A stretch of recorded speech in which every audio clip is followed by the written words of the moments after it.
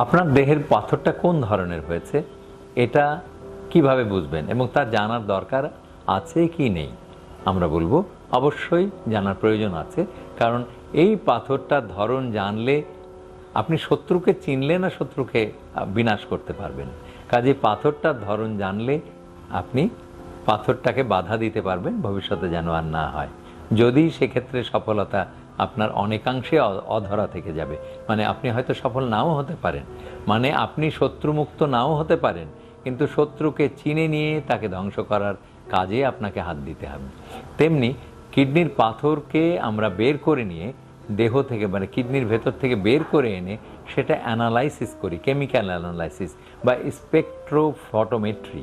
এইভাবে করে আমরা নির্ধারণ করি যে এটা কি অক্সালেট নাকি ফসফেট নাকি ইউরিক অ্যাসিড নাকি জ্যান্থিন নাকি সিস্টেন।